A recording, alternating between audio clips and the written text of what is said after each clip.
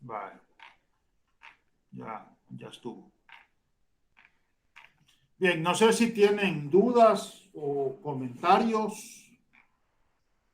Acuérdense que el domingo me van a entregar ya el resumen crítico de la unidad 1. Entonces, si tienen dudas, comentarios, pueden hacerlos ahorita. Si no, yo traía algunos puntos para iniciar. Uno es, bueno, el tema de la teoría de la historia, ¿verdad? Que hemos enfatizado. Marx en realidad lo que desarrolla es una teoría de la historia. Entonces, eso es importante decirlo porque ahora, a pesar de que hay muchos caballeros que se denominan marxistas, sin embargo, caen en la trampa de Radcliffe Brown de desconfiar de la historia y de quedarse nada más a nivel de, de lo contemporáneo, ¿verdad? Lo sincrónico. Y, y en todo caso, una historia muy reciente, ¿no? Una historia muy reciente, cuando los fenómenos en realidad tienen una historia más profunda. Como hemos dicho, hay pues rupturas, discontinuidades, pero también continuidades. Hay una dialéctica de continuidad, discontinuidad en la historia y de eso debemos de dar cuenta. El tema de la violencia, por ejemplo, no es un tema nuevo. Yo más bien diría que en nuestras sociedades se remite a la época prehispánica, se sigue desarrollando porque los fenómenos no, no se mantienen, no se mantienen estáticos, más bien se siguen desarrollando a través de los diversos sistemas sociales nos llega hasta nuestros días como un fenómeno pues agudo, altamente problemático. Yo diría que para todas las sociedades mesoamericanas. México también tiene un nivel de violencia muy alto, Guatemala, El Salvador, prácticamente todo lo que es Mesoamérica, que es una región cultural que se constituyó en la época prehispánica, pero que también se ha venido desarrollando, ¿verdad? Por cierto, la posición de Richard Adams no es nada halagadora. Él dice que los estados más sanguinarios son de Centroamérica, los estados más sanguinarios de Centroamérica son precisamente los estados mesoamericanos. Entonces, no es para que nos pongamos muy alegres, pero es la verdad. Entonces, Mesoamérica sigue siendo una región cultural importante que se constituyó en la época prehispánica y que se sigue desarrollando y que, por supuesto, ha sufrido fuertes transformaciones, pero que también hay continuidades importantes. Una de ellas es precisamente la violencia, otro es el autoritarismo, ¿verdad? Otro es la solidaridad también que hay entre los pueblos, y esto más a nivel nacional. Ya a partir de la colonia, precisamente se constituye esta región de México-Centroamérica. Ahora tenemos tres grandes regiones, quizás en América Latina, México y Centroamérica, Suramérica y el Caribe, ¿verdad? Digamos que son las tres grandes regiones. El Congreso Centroamericano de Antropología, por cierto, incorpora a México y Centroamérica. Y luego, pues la constitución de los estados nacionales, que también las naciones condicionan una historia propia. A partir del siglo XIX se constituyen las naciones. Finales del siglo XIX se consolida, digamos, el capitalismo agroexportador, el capitalismo agroexportador, que mantiene o desarrolla, perdón, mala palabra eso, mantener, desarrolla una continuidad cultural importante con respecto a la época colonial. Por cierto, el concepto de oligarquía de Edelberto Torres Rivas es precisamente este tipo de burguesía, sobre todo los grandes terratenientes, que heredan privilegios de la época de la colonia. Entonces, hay una continuidad, a pesar de la ruptura, pues, porque se constituye un nuevo modo de producción o un nuevo tipo de sociedad, que es el capitalismo agroexportador. Sin embargo, hay continuidades importantes con respecto a la colonia y también con respecto a la época prehispánica. Ahora, con el conflicto político-militar que inicia en los años 70 y que, bueno, tocado globalmente va de 1970 al 2019, se da también una transformación sociocultural importante, se pasa del capitalismo agroexportador al capitalismo globalizado y transnacionalizado. Aquí quizás el elemento clave, la revolución urbana. La revolución urbana se pasa de una sociedad agraria y rural a una sociedad urbana, predominantemente urbana. Entonces, la revolución urbana es un elemento importante en esta nueva transformación que hemos experimentado. Y por supuesto hay otros cambios importantes como el haber establecido la democracia representativa, que ahora se ve amenazada, pero realmente hemos tenido 40 años de democracia representativa. Las reformas sociales que se han introducido, entre ellos la reforma agraria, que no ha sido poca cosa. Se ha repartido, yo diría que un poco más del 40% de la tierra agrícola del país. Salvador Arias dice más de 1 millón de beneficiados. Entonces no es poca cosa. Y por cierto, la oligarquía migró a ser propiamente burguesía, y una burguesía urbana principalmente, que invierte en las finanzas y en el comercio. Entonces después, bueno, se establece la democracia representativa, el Estado de Derecho, la libertad de expresión, todas estas amenazadas ahora, pero que bueno, que realmente se han establecido. Al menos hemos tenido 40 años de democracia representativa, de Estado de Derecho y de libertad de expresión. Y también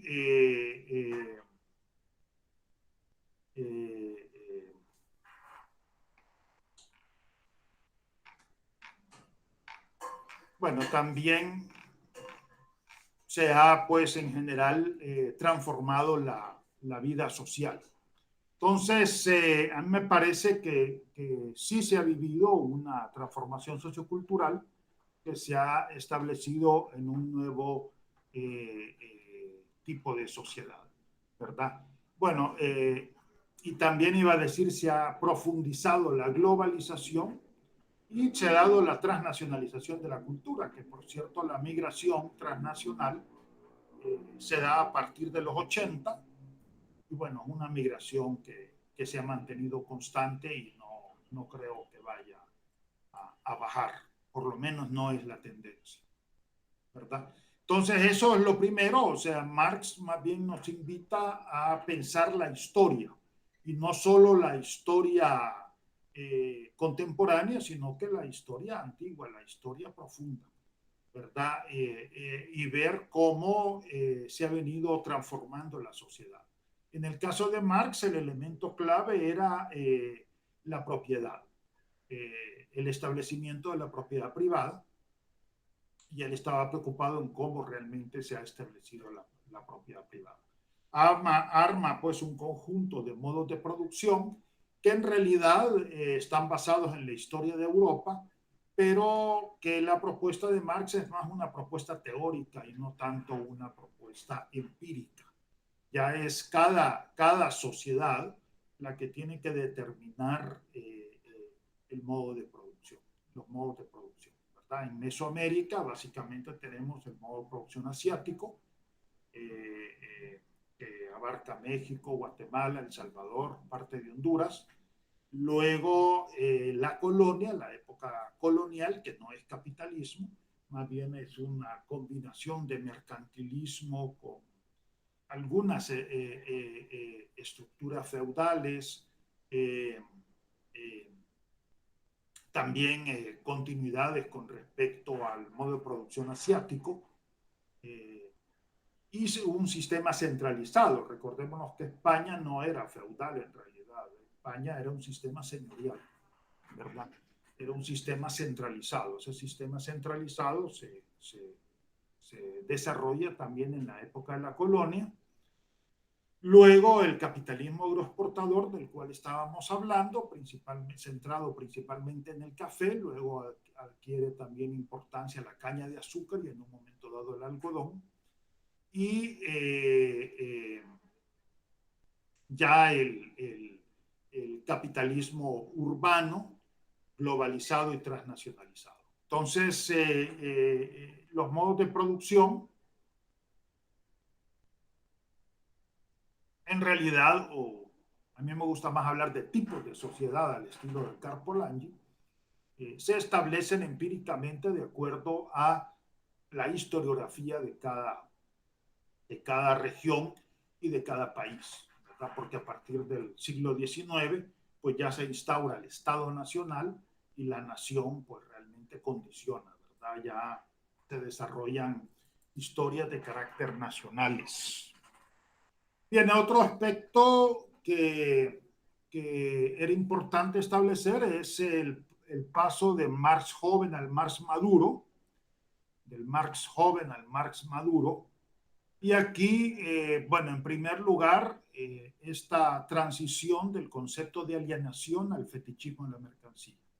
La alienación, que es un fenómeno más de carácter mental, simbólico, diríamos ahora, en tiempos de Marx no se decía de esa forma, pero simbólico, en donde el ser humano crea una realidad, seres divinos, que se disocian de él, adquieren una dinámica propia y se le imponen.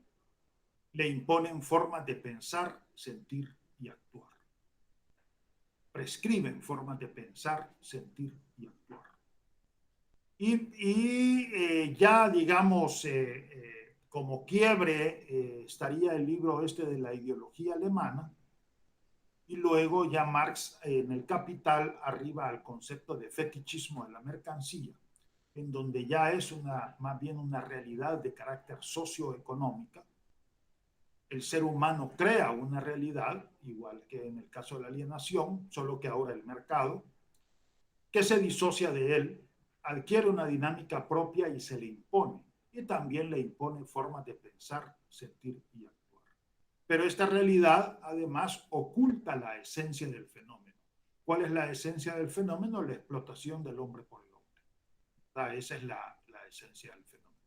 Pero esto ya Marx lo ve como una dinámica de carácter socioeconómica y ya no como una dinámica de carácter simbólica. Por eso es que se aplica la frase de Atahualpa Yupanqui. Yo dije Mercedes Sosa, porque Mercedes Sosa, bueno, Mercedes Sosa, a mi forma de ver, hace la mejor interpretación de Atahualpa Yupanqui. Es precioso ese disco de Mercedes Sosa sobre Atahualpa Yupanqui. Pero en realidad la letra es de Atahualpa Yupanqui, y él dice: si al mundo le he de preguntar, el mundo me ha de engañar, ¿verdad? Es decir, ya no es una cuestión mental, sino que más bien es la dinámica de la mercancía, la dinámica de la economía, la que está ocultando la realidad. Tanto en el concepto de alienación como en el fetichismo de la mercancía, se oculta la esencia, efectivamente. Se crea una apariencia que oculta la esencia. En el caso de la alienación, más centrado en los seres divinos. En el caso del fetichismo de la mercancía, en una realidad de carácter socioeconómica. Y en el caso del fetichismo de la mercancía, pues lo que se oculta es precisamente la explotación del hombre por el hombre. Bien, entonces el otro elemento importante en el paso del Marx joven al Marx maduro es precisamente el concepto de totalidad social. Marx es un autor de la totalidad social, ¿verdad? En donde lo económico es lo determinante en última instancia, pero Marx es un autor de la totalidad social. Eso es importante porque ahora con el desarrollo del capitalismo nos han llevado a un nivel de especialización muy alta, en donde el antropólogo económico es más un economista que un antropólogo, o el antropólogo político es más un politólogo que un antropólogo, o el antropólogo del simbolismo es más un semiólogo que un antropólogo. No hay que perder de vista el punto de vista antropológico, que el punto de vista antropológico es el punto de vista de la totalidad social. Claro, como hemos dicho en otras sesiones, el concepto de totalidad social tiene diversas construcciones. La construcción marxista es una totalidad social estructurada, y eso es importante, una totalidad social estructurada en donde lo económico es lo determinante en última instancia, pero yo sí en ese sentido estaría más de acuerdo de que es la totalidad la que determina sus partes y no las partes la que determina la totalidad, y no una de las partes la que determina la totalidad. Es la totalidad la que determina sus partes, pero siempre es una totalidad estructurada, ¿verdad? Siempre es una totalidad estructurada. ¿Qué elemento de la totalidad es la que va a condicionar más fuertemente? Eso depende. Pongo el ejemplo de mis propias investigaciones, el caso de Joya de Serén, en la zona central de El Salvador, en donde hay el elemento clave es el aspecto económico, ¿verdad? La economía y la dinámica de los grupos domésticos.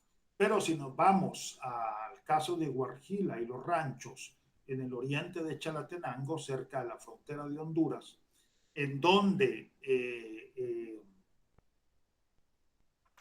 estas poblaciones, en donde estas poblaciones participaron del movimiento revolucionario que se inició en los años 70, entonces ahí más bien el elemento clave quizás más bien es el elemento político, la estructura sociopolítica que ellos crearon y que les da un grado importante de autonomía, de autodeterminación, de capacidad de decisión sobre su propio destino. Bien, y el otro elemento quizás importante resaltar es esta relación que hace Luis Althusser de modo de producción y formación social. Modo de producción, que es la estructura, que es de carácter universal y abstracta, y la formación social, que es concreta, que es el sistema, que tiene que ver con un sistema determinado en un país y incluso en una microrregión o en un municipio, en un cantón, ranchería le dicen en México, ¿verdad? Aldea le dicen en Guatemala, ¿verdad? En un lugar pues específico, ¿no? La formación social se define como una articulación de modos de producción. En la formación social hay una articulación de modos de producción y en el caso de El Salvador nosotros hemos detectado tres. El modo de producción capitalista, que es el dominante, domina por su poder económico, en donde el sujeto es el individuo. El modo de producción de subsistencia o modo de producción doméstico, digámoslo al estilo de Marshall Salins, que en donde es el grupo doméstico, el sujeto, digamos, del modo de producción, y el modo de producción socialista o de bienestar social o de, o de inversión social o social simplemente, subordinado, no, más bien secundario, perdón, subordinado es el modo de producción doméstico. El social, el modo de producción social, más bien secundario, en donde el elemento central es la sociedad. Aquí nos referimos a toda la inversión social que hay, por ejemplo, en el seguro social, los hospitales públicos, la educación pública, etcétera, ¿no? Bueno, no sé si tienen preguntas, comentarios sobre lo que estamos hablando.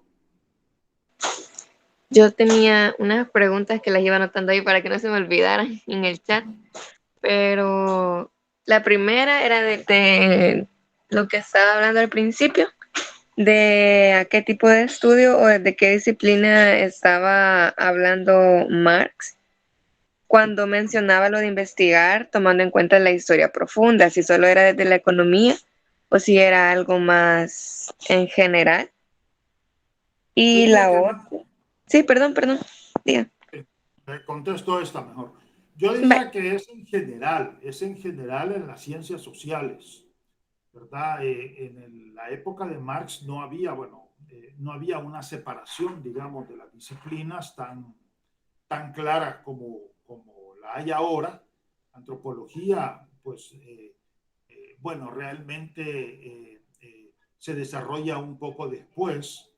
Entonces, claro, Marx privilegió la economía política, pero privilegió la economía política porque él pensaba que la economía política explicaba la dinámica de la totalidad social, no porque él fuera a desarrollar la economía como disciplina, sino que porque pensaba que la economía política era el elemento clave para entender la totalidad social. Entonces, en ese sentido, Marx estaría hablando de las ciencias sociales. Y lo que Marx dice es válido para antropología, para sociología, para el resto de las ciencias sociales. Ok, bueno, ya que está mencionando esto, hablando de esto, también me surgía la duda de, por ejemplo, en el trabajo que estamos haciendo Nazaret y yo sobre educación no sexista, e igual para el caso de Adriana, que está trabajando la gestión del agua, ¿desde qué punto podría ser interesante o importante ver lo de la historia, o sea, de profundizar en nuestros temas, pero desde cuándo, para no caer también como de perdernos, de irnos como tan atrás, o si sería necesario como ver desde esas raíces, digamos, para investigar o para tener un marco histórico, digamos, adecuado. Yo diría que es importante ir a las raíces. Ahora, aquí hay dos criterios que es importante. Uno, el criterio teórico metodológico, que le diría habría que irse a las raíces y entre más atrás mejor, ¿verdad? Y ahí tiene usted, digamos, dos realidades, dos universos. El universo de la escuela y el universo del cantón. Usted está trabajando en un cantón, ¿verdad? Igual que Adriana. Están trabajando en Sí. cantones. Va. Entonces tendría el universo del cantón y el universo de la escuela. El cantón es una totalidad social como tal, que incorpora todo, el nivel, la historia, el nivel ecológico, el nivel económico, social, las relaciones de poder y el universo simbólico. Lo mismo la escuela también puede concebirse como una totalidad en sí. Entonces ahí tendría como dos totalidades interactivas. Ahora, ustedes el otro criterio que sí tienen que tomarlo en cuenta y muy en serio es el aspecto práctico. Por ejemplo, usted tiene que terminar su investigación en un tiempo determinado. Entonces, en ese sentido, digamos, usted me puede decir, mire, realmente no me puedo ir tan atrás porque no tengo tiempo para ello. Ese es el elemento práctico y me parece totalmente válido. Lo que yo critico y voy a seguir criticando es cuando se toma el elemento práctico como un principio epistemológico, que eso lo han hecho varios colegas, ¿verdad? Que toman el elemento práctico como un principio epistemológico. El elemento práctico no es un principio epistemológico, es un problema práctico. Tiene un tiempo determinado para terminar su investigación y entonces en ese sentido tiene limitaciones, digamos, de profundidad histórica, etcétera, porque no va a tener tiempo para hacerlo todo. En ese sentido, sí, uno tiene que medir hasta dónde puede. La historia de la educación, hay varios trabajos. Historia de la educación, está el trabajo del doctor Héctor Lindo. Héctor Lindo ha trabajado en el tema de la educación. Y hay otros autores, ¿no? Y en el tema del cantón, bueno, puede tomar el modelo de Joya de Serén, ¿verdad? Cuando decimos de que hay que irse a la historia lo más profundo posible, no quiere decir que va a escribir un libro de 500 páginas. Entonces, claro que uno en la historia se puede tirar un libro de 500 páginas, pero usted puede limitar, ser sintética y, qué sé yo, 10 páginas, digamos, establecer la historia del cantón, ¿verdad? Por ejemplo, el doctor Ricardo Falla, en su libro eh, eh, Masacre de la Selva, hace el contexto nacional en 3 páginas. Entonces uno puede ser sintético de acuerdo a la dimensión del texto que usted va a escribir. Y si usted va a escribir un texto de 80 páginas, bueno, pues tampoco se va a tirar 50 páginas de historia, porque entonces eso no sería viable, ¿verdad? Sino que puede ser más sintética. ¿Qué cantón específicamente es el suyo? Ateos, Teos. del Eso es. municipio de Zacacoyo. Ajá, está en la zona central del Salvador. Sí, ya colindando con Sonsonate, de hecho. Bueno, ahí puede ver, digamos, qué bibliografía tiene, porque usted no va a hacer un estudio, no va a hacer estudio arqueológico ni histórico. En este caso, más bien, usted se apoya en los estudios que han hecho, porque usted es antropóloga, pues entonces no se trata de que usted haga el estudio, sino que más bien en apoyarse en el estudio. Y para la historia reciente, sí se puede hacer un poco de investigación de historia oral, ¿verdad?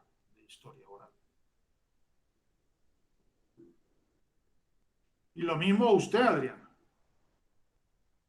Bueno, usted, por ejemplo, tendría que darle un poco más de importancia al tema ecológico.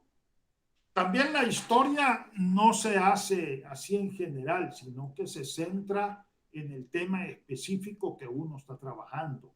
Por ejemplo, Marx se centró en el tema de la propiedad, porque su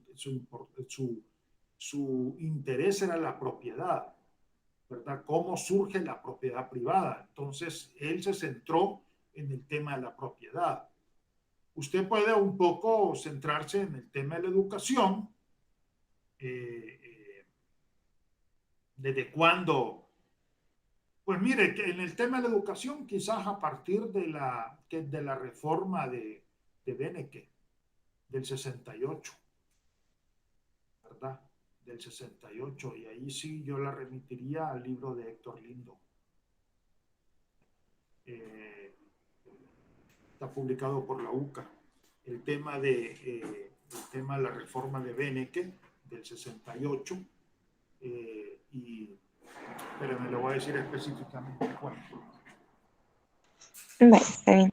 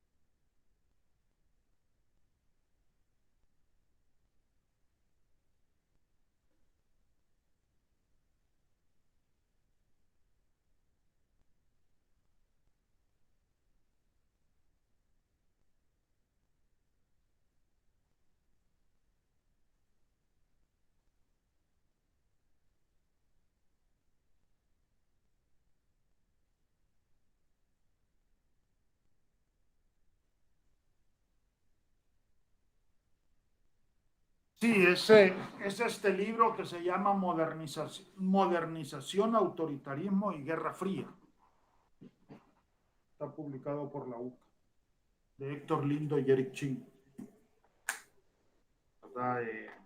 Ahí toca precisamente la reforma educativa de 1968. Y creo que eso podría tomar como punto de partida. Lo voy a buscar entonces. Gracias, Carlos. ¿Sabe? Y usted, Adriana, bueno, tendría que ver un poco el tema ecológico, la historia en ese sentido, y centrada en su cantón, ¿verdad? ¿En qué cantón está trabajando usted? Son dos cantones, Cantón San Pedro de la Palma y Cantón Santa Cruz Las Lajas, del municipio de Tapalhuaca en el departamento de La Paz. Ajá. Bueno, pues lo mismo allí, no sé, tendría que ser un poco Yo creo que ahí sí puede tomar un poquito el modelo de Joya de Serén, que es la historia de un cantón, ¿verdad? Y bueno, darle como más énfasis al aspecto ecológico. Pero sí, lo que uno hace es apoyarse en las investigaciones que se han realizado. Otra pregunta, ¿cuál era la otra pregunta, Naomi? Sí, Dijo que ahorita. eran dos. La otra era de que si se podría aplicar esta idea de fetichismo cuando estamos hablando de relaciones sociales, o sea, partiendo desde cómo el mercado, o en este caso las relaciones sociales, o también se podría mencionar, o podría decir la cultura, está determinando la voluntad del actor y no al revés, u obviar esta parte del aspecto recíproco que puede existir entre la cultura y el hacedor de cultura, no sé si me doy a entender. O sea, ¿qué tan válido sería verlo de esta forma, como un fetichismo? Bueno, yo diría que en general puede aplicar la idea de que nosotros lo que vemos son apariencias. Nosotros lo que vemos, lo que observamos directamente son apariencias. Entonces nosotros tenemos que ir a la esencia a través de una acción interpretativa. A través de una acción interpretativa. Y sí, el fetichismo de la mercancía está presente en todas las acciones humanas, en la sociedad capitalista, precisamente porque lo que hace es eso, ocultar la esencia, ¿verdad? Ocultar la esencia, crear una apariencia que oculta la esencia. Y ese principio lo tenemos que tomar, pues a mi forma de ver, muy en serio, ¿verdad? Siempre tenemos que ir a buscar el trasfondo a través de una acción interpretativa. ¿De acuerdo? Ok, sí, gracias, Carlos. Bueno, no sé si tienen más preguntas, comentarios. Si no, pues de cualquier forma, yo estoy abierto, pueden hacerme las preguntas y los comentarios cuantas veces quieran, a la hora que quieran. Gracias, Carlos. Creo que por el momento no tengo otra pregunta, pero si surge, entonces ahí le comento. Ok. Vaya, pues entonces el domingo espero el resumen crítico de la unidad 1. Cuídense. Gracias, Carlos. Solo una pregunta más. Con respecto a eso, si necesitáramos asesoría, le podríamos escribir también. Totalmente, totalmente. Ok. A la hora que quiera, en el día que quiera. Bueno, entonces muchas gracias, Carlos. Ya sabe. Muchas gracias, cuídese. Chao. Adiós, nos vemos. Adiós.